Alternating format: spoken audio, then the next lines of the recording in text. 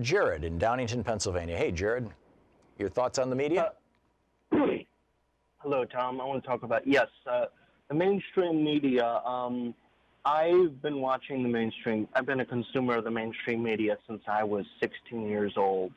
And from what I can see of the mainstream media is a lot of it has to do with both sidesism.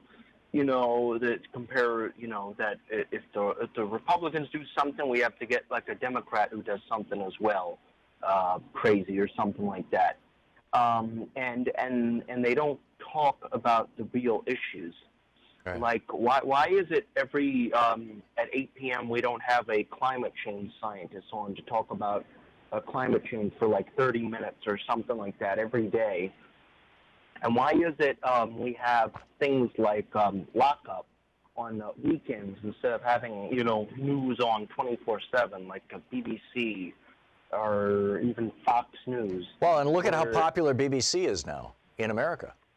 You know, I think it speaks to that longing for news. And frankly, I think that that's one of the reasons why Fox catches an audience. Back when we used to be able to watch Fox, it's no longer part of the channel package that I'm willing to pay for.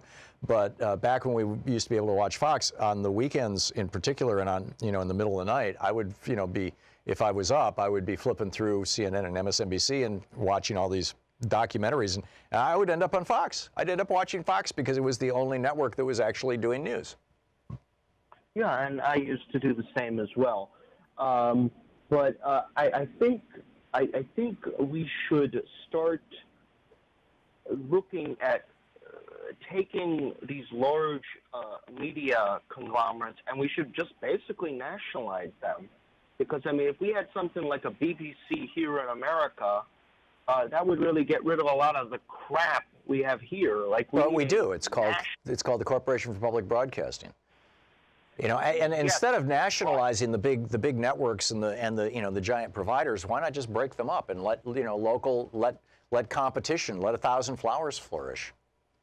But we already did that before. I mean, it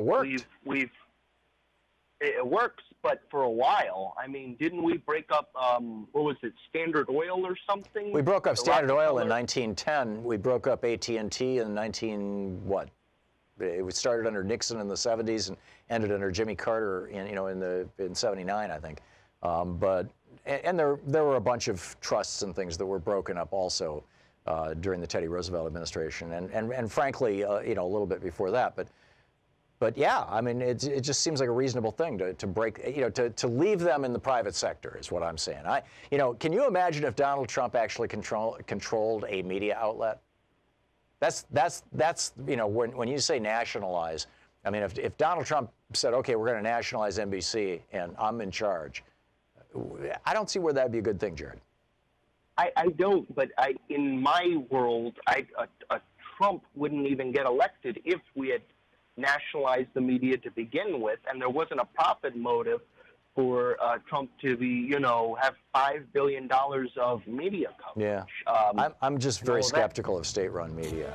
You know, I mean, look at all the barriers, the protections that they had to put in with the Corporation for Public Broadcasting, where, you know, they had a board of governors and they have to be appointed at different periods of time, so there can't be political influence and all this kind of stuff. And even that doesn't work. You know, NPR and CPB have you know, gone the corporate route.